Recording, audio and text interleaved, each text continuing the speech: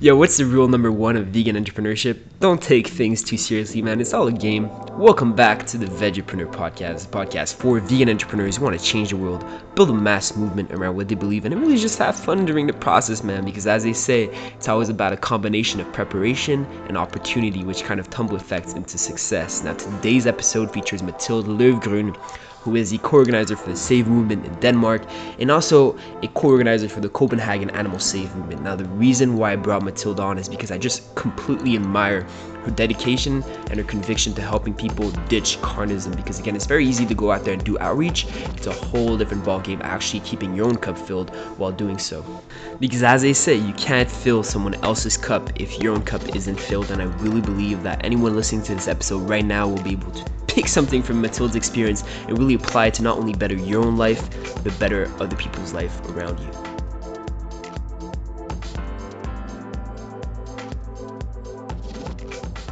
More and more I'm getting to the activist group. I'm actually organizing, or I'm co-organizing the Cube of Truth in Montreal.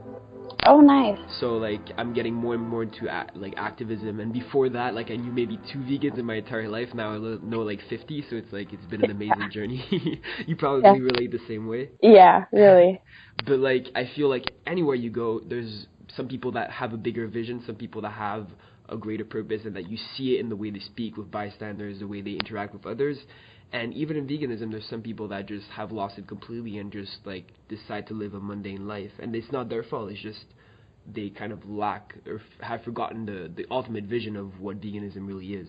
And I feel that you're a very, very small, a very empowering person in that sense, because you're able to transmit that kind of energy that reminds us of why we're really doing what we're doing. And I just like wanted to ask you, like, where does that really stem from? Like, what, do you remember like a moment? Do you remember something that really, really got you and that fueled your drive? Or is there something you do regularly that makes you who you are? There are a couple of things. And first of all, the animals. It really breaks my heart to know that they're suffering. And going to vigils really fuels my drive as well, because you lock eyes with these beautiful animals and you can just see their pain. And I can't really stay silent knowing that this happens 24 hours a day. And what also really fuels my drive is my fellow vegans and activists and seeing the community grow. And I'm really, really inspired by watching other activists do these amazing things. And I'm really proud of all of them with all that they do, because it can get really hard sometimes. And what also really fuels my drive is all the support and nice words that I get. I might not have a lot of followers on Instagram, which is where I do a lot of my activism, but I have the most amazing and dedicated followers. They're really nice to me, and they always have my back, and I'm so humble that people find the work that I do inspiring, and that inspires me to do more so I can keep motivating people. And yeah, I'm just really, really grateful for them. But right now, my biggest motivation is probably the animals I'm spending time with. I spend a lot of time at a sanctuary to heal up a little, because I'm not going to lie, but I'm not doing my very best at the moment. But spending time and connecting with these beautiful rescue animals really fuels my drive more than anything.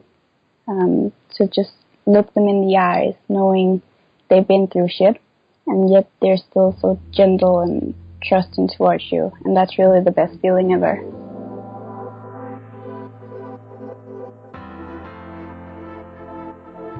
Yeah, and I think like it's easy even as vegan sometimes, because you're just surrounded by consumer culture that has been ingrained with thousands of years of meat eating, to think that even though you're vegan, animals are lesser.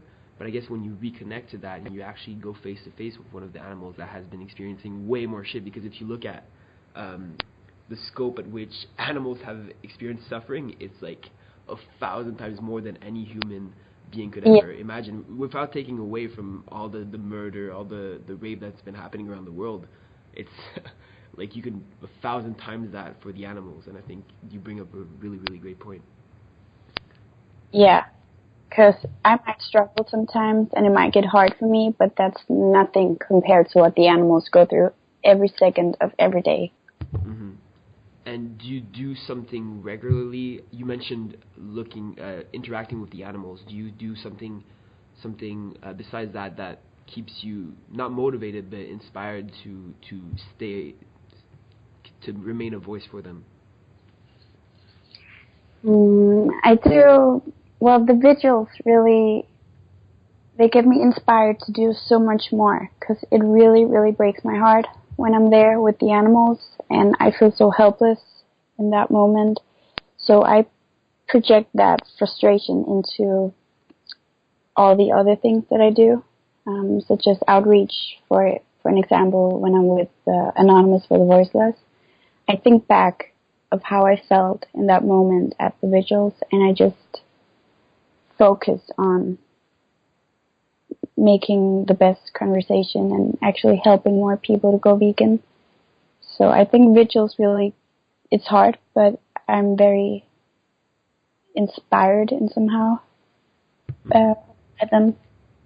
Mm-hmm. And mind me for asking, and you absolutely don't have to answer if you don't want to, but do you remember a moment before, like, you were reluctant to even go vegan, or maybe more particularly the vigils? Because I know before going and becoming quote unquote an activist, I had a very negative connotation of what a vegan activist was specifically, because you have the image of like people running that like walking down the streets yelling at people, throwing things at like butchers, and I didn't. Yeah. Though I did believe it had a cause, I didn't want to be associated to that. Could you say that it was the same thing for you? When I went Mm-hmm.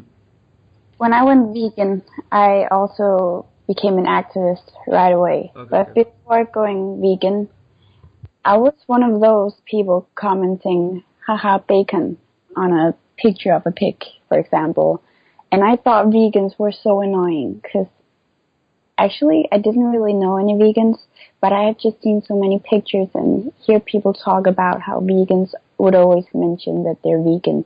So I adapted into that kind of thinking. So I thought they were really annoying. I never thought about the cause they were fighting for. I was just being really judging towards vegan, and I feel kind of bad about that, because for me, every time you argue against vegans, you're speaking up for animal abuse, and that's basically what I was doing by being such an idiot, to be honest. Yeah, and I think we all start from somewhere, right? You can't completely neglect that fact, but still, I completely understand. Looking back, it's almost embarrassing. It's almost like you don't want to be associated with that aspect of yourself. And do you remember like something that really, really made you switch? Was it like a documentary? Was it someone that talked to you about it? A conversation? Was it just you looking through the eyes of the animals? Do you remember? As in what made me go vegan? Yep. I can't say for sure what made me go vegan, actually. I think it's a lot of little incidents I've had in my life combined that made me take the step. I've always seen myself as an animal lover, and I did feel really bad about eating them. So when I moved out of my parents' house, I think I was 17 or 18, I felt so bad that I actually made the decision to stop buying animal products, and I would only eat them if someone bought them for me. But I did, however, buy stuff with animals in them. I would just not buy a pack of meat or chicken or something. And I genuinely thought that I was doing really, really well. So when I turned 21, I saw a video of industrial pigs, and I remember thinking, fuck this shit, I'm going pescatarian. So I started losing a lot of weight, which triggered the eating disorder I've had since I was 11. So I decided to go vegetarian, maybe just lose some more weight. So I started following a lot of vegetarian and vegan accounts on Instagram, and that also gave me a lot of insight on the whole animal industry, and I saw things that I couldn't unsee.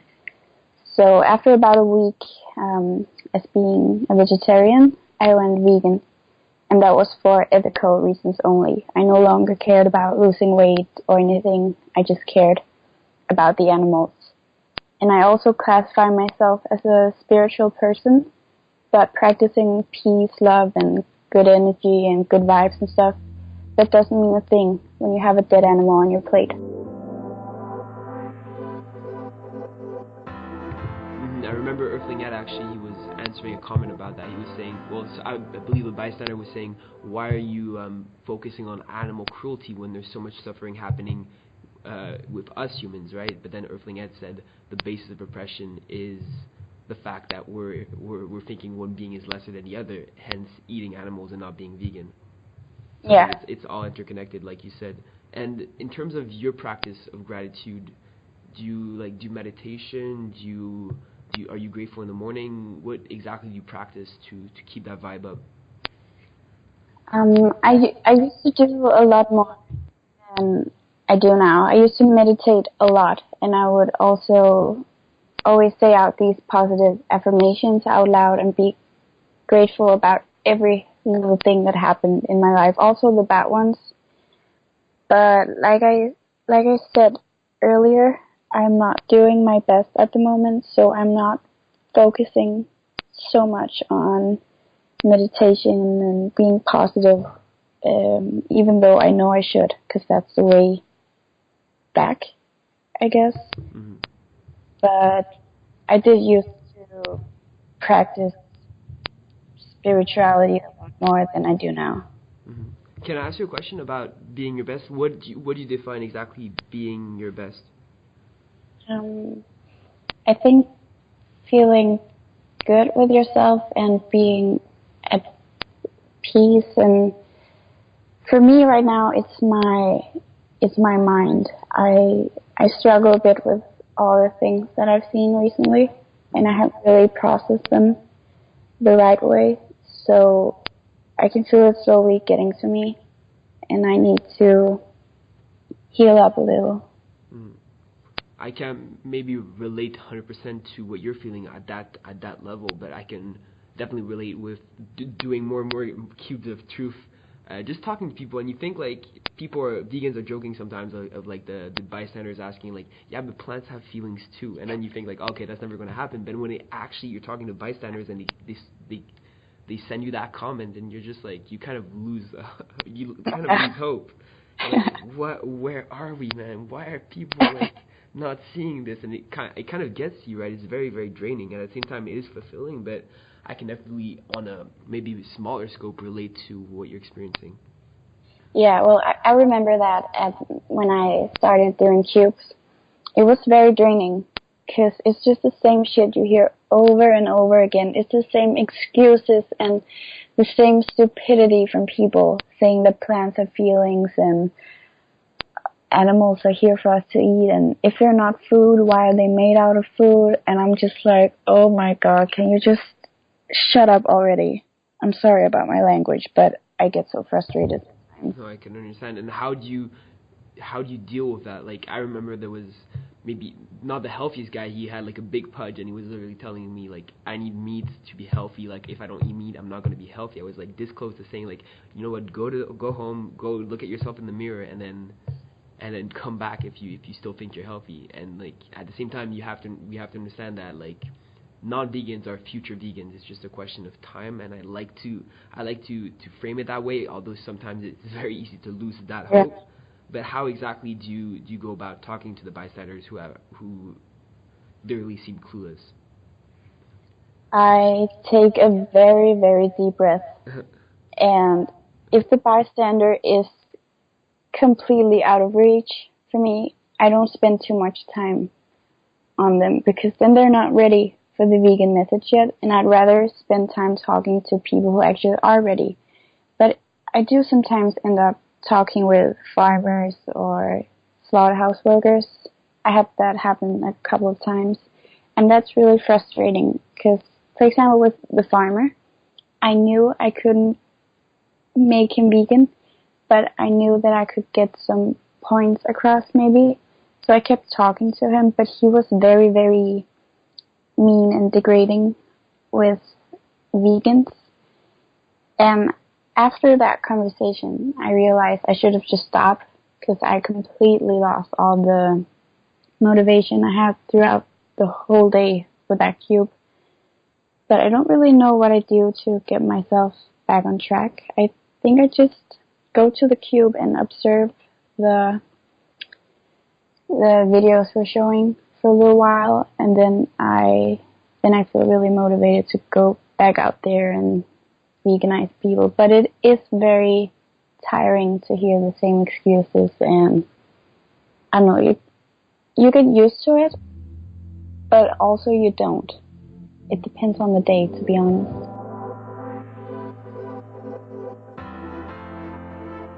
I actually wanted to ask you a question about that. Like, do you remember a specific conversation with a bystander that really, really struck you? Or is it just like a whole, like a collection of a whole conversations that just like over time compound together? But do you remember like maybe a specific conversation that really, really struck you? In a good or in a bad way? Both. Mm-hmm. It could be maybe how about a good conversation? A good conversation.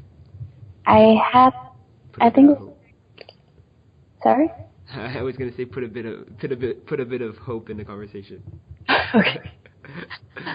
Okay. Well, a good conversation that I remember is, I think it was back in March. It was this elderly couple, and they were, if I remember correctly, they were vegetarian, but they stuck with me for around 45 minutes, and they just listened to me, and they asked questions. They knew things, all these bad things were happening in the industry, but they never really had anyone talk to them about it, and they really needed that because they wanted to go vegan, but they also felt like they were doing enough by being vegetarian. So I told them about the dairy industry and the egg industry, and they knew bits of it, but like I said, they never had someone to actually go through it all with them and give them resources to go vegan and what to do. And so they stayed with me for, I actually think it was almost an hour, and they were so sweet and they were very emotional. And when we finished talking, they thanked me and they hugged me and they were like, we're gonna look into all the links and the documentaries you just gave us, and I promise you we will quit eating dairy and eggs. And it's just when you have those conversations where you actually know you're helping people and they go vegan on the spot, that's just amazing, because you can have a lot of great conversation and you're like, yeah, maybe this wasn't, maybe she's not going vegan, but I definitely planted a seed. But planting a seed is just not always enough. We need new vegans. We don't need people who will maybe go vegan within the next 10 years or something. So it's really rewarding when people listen to you and they decide to go vegan. And this couple was, I think they were between 60 and 70. And it was just a beautiful thing that even the older generation, that it makes sense for them what we're doing. Because normally for me, I focus on the younger generation because I relate more to them and it's easier for me to communicate with them. So this was actually one of my first experiences with an elderly couple. So that was really nice for me. Yeah, that's actually really, really great that you shared that. What exactly did you call into action? I know from my point, and I think you bring up a very, very good point to say that, like, we don't need vegans in 10 years, we need vegans right now, right? Yeah. And sometimes I get in the habit sometimes, because, I don't know how, it's probably the same thing everywhere, like you ask at the end, can you promise me to seriously consider going vegan? Is that the similar question? So, like, count the conversion count. We don't ask that question, we just, okay. I think we count it as a conversion if we feel really great about it. Okay. But I only count it as a conversion if I'm sure that this one will definitely look into veganism. I just don't ask them. It's just a feeling. Okay. Cool, yeah. Because if we ask that question here, I completely agree. Sometimes it's a bit awkward because then you forget to ask it and you run back to them and you're like, hey, can you promise me to consider veganism? But sometimes I feel like sometimes they're just absolutely not ready, and you know that if you ask them, okay, go to vegan22.com and sign up to get a mentor to sit down with you every single day for the next 22 days, you know they're not going to do it regardless of whether they say yes or no. So, They're going to do it. pardon? They're quite often not going to do it. So that question you guys asked is actually that's very nice. I think I might start to use that actually. So thank you. Oh yeah, cool. No way. I'm glad actually. The one question I actually ask is like, hey, did you ever even go to a vegan restaurant in your life? And then if they say no, and which most of the times they never actually went to a vegan restaurant, I say like, hey, listen, download Happy Cow right now with me, and check out this week one vegan restaurant. If you don't like it, actually DM me on Facebook, and if you don't like it, I'll refund your purchase.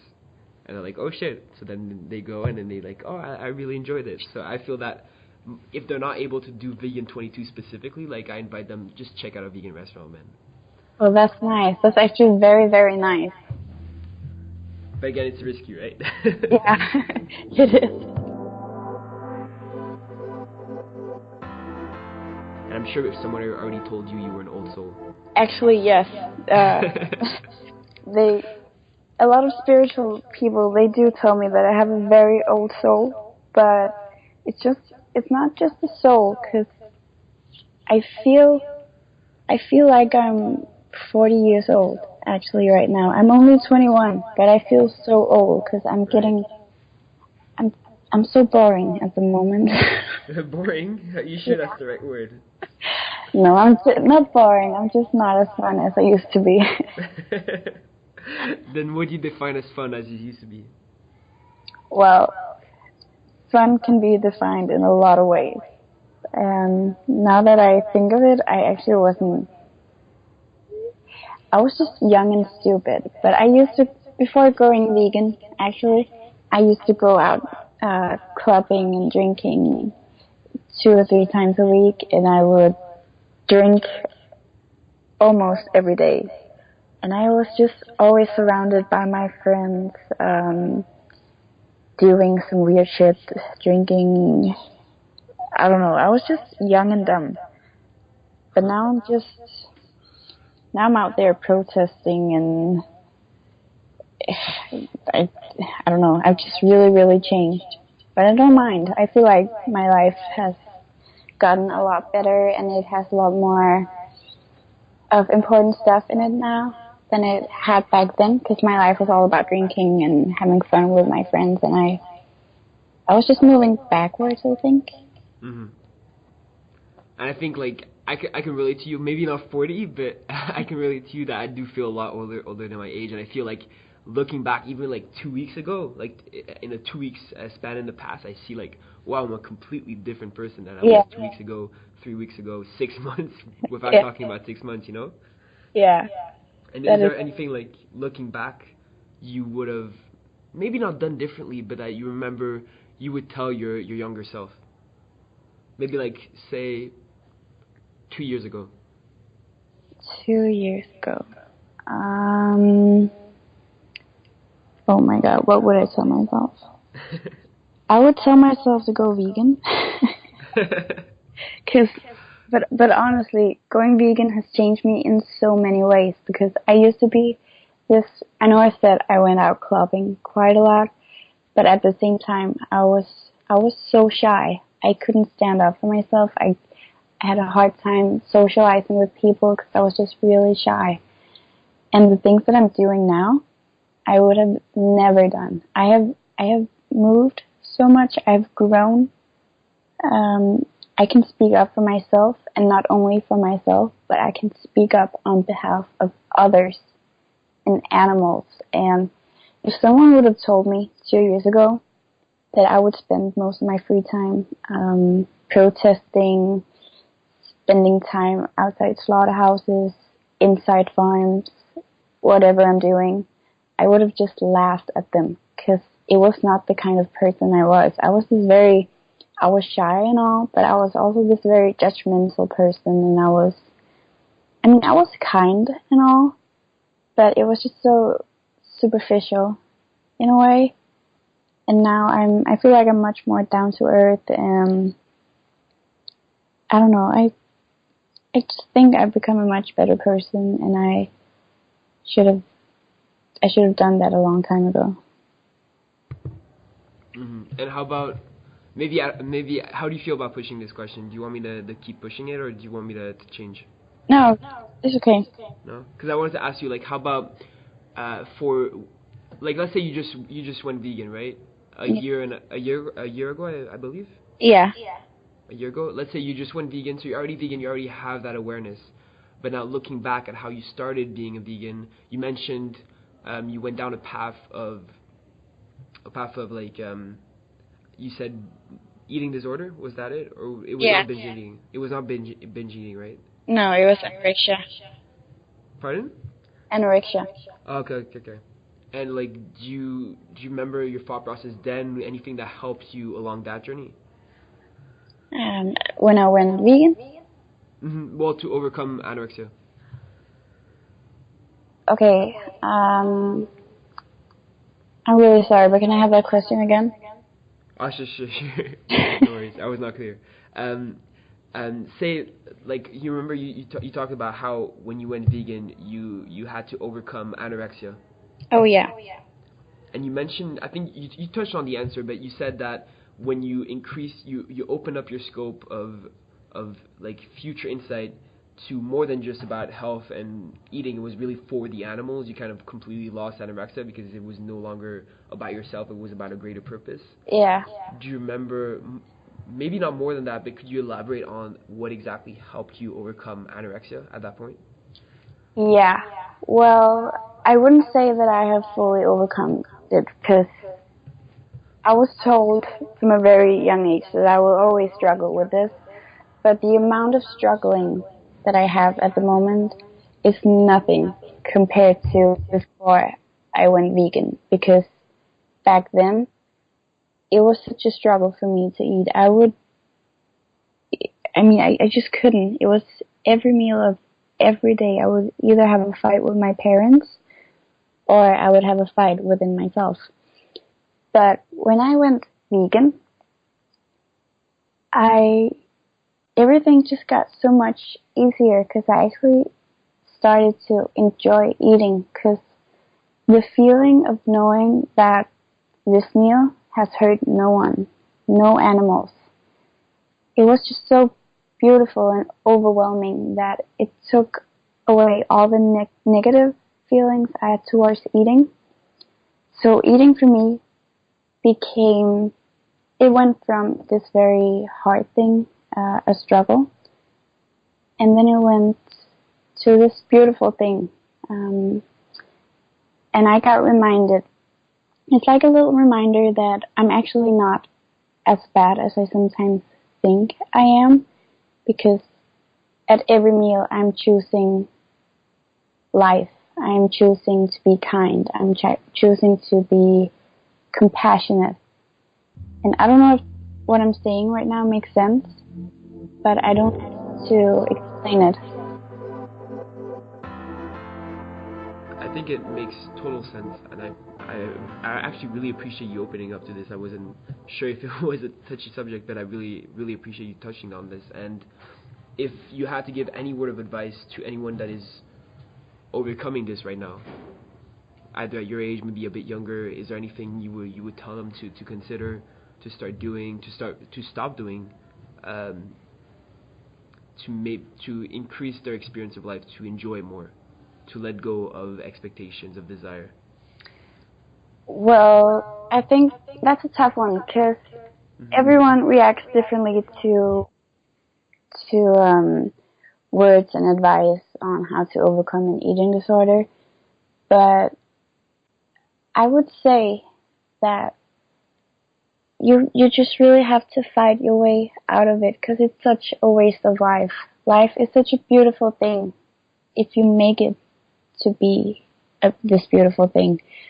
Life can be really, really great, but it's not great as long as you're still struggling with all of this. Okay, I completely lost the question. No, that was really good actually. I was thinking when you started answering. No, Mathilde. When you started answering, I was like, oh shit, this has to be the intro. I swear to God, that was really good. That was really good. Okay. Don't worry. Don't put yourself down. Okay. Do you want to start over, or I'm still keeping that bit though. Okay, I just have to remember the question. I don't know what just happened. It just went black for me. Sure, no stress. It happened to me earlier. Don't worry about it. I was just asking, like, because I know personally a few girls, not many girls, but like a few girls that are struggling the same, that are going through the same thing that you were early on. Earlier when you mentioned anorexia, and like from my position, I don't feel there's something I could say that could help them along their journey, because just I could be supportive, I could ask them questions, I could make them realize and realize from within themselves. But actually saying, because I've never experienced what I've experienced a lot of binge eating, but anorexia I feel is something that I cannot relate to, and I feel that having someone who's already experienced that, like yourself, give any type of advice, like you were mentioning, that was amazing. I think would definitely benefit them if they listen to the podcast as well. Yeah. Okay. Well, it is hard to say the right things to someone struggling with an eating disorder, because every journey is different. But for me, I just wish I would have realized a lot sooner, because I've been struggling since I was 11, maybe 10, I can't remember. And that's a really long time. That's 11 years I wasted of my life. I didn't waste it because I still had some great stuff happening to me, but I didn't fully enjoy life the way that I do now. Because when you're in that mentality, you might go out and have fun. You might have a great time, but that's only half of you, because the disease is still there, taking over like at least half of your body. It will always be there, constantly bringing you down. And that's just making the quality of your life so much worse than it could be, because life is this beautiful thing, and it really is what you make it to be. But I understand that it's really hard when you have a mental disease, a mental illness, but it's just so important to take care of yourself and make sure that you don't end up somewhere where you can't bring yourself back. This is a tough one, because I know. I put you on the spot, but no, it's really good, and it was a really good answer. Yeah. To be full honesty, I could not have answered that. No. That's why I asked you. I just wish that everyone could see themselves as others see them, because I think that would change a lot for people. Because I think all my friends are just so beautiful inside and out, and I know most of them, they hate themselves, but I just wish that people could love themselves as much as others love them. I was actually struggling with that exactly this morning. Like, I remember waking up at 5 a.m. this morning. I was like doing a lot of stuff this morning, like a lot of stuff to grow the business, a lot of stuff to like expand my network, and then even to that, everything I've been doing that no one else would have necessarily done, at least at my age, I like to believe. I still go out, and sometimes I'm a bit self-conscious, right? Like, you walk down the street and like, I feel like shit, right? Yeah. And you take away completely everything that makes you beautiful, because you don't have that outside perspective, that the way you don't see yourself the way others see you. Yeah. That is very true. And if you feel really not confident in your own skin, that's also what you're gonna send out, and people will pick up on that. So sometimes even if you don't feel confident, just fake it, because people will pick up on that as well, and they will feel like, oh, this guy's really confident. Does it make sense what I'm saying right now? No, it makes sense.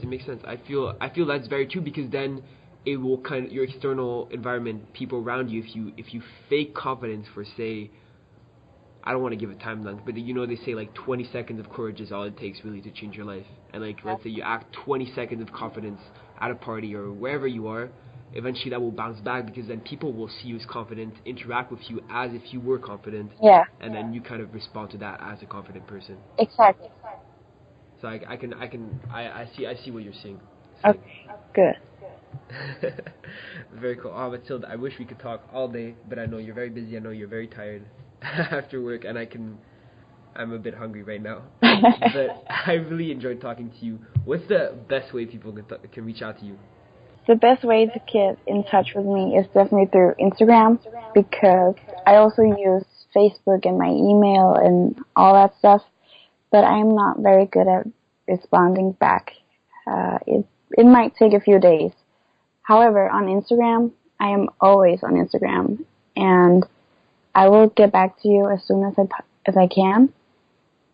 But sometimes I do need to disconnect a little bit. I might have a day off or something, but I will definitely get back to everyone who messaged me on Instagram.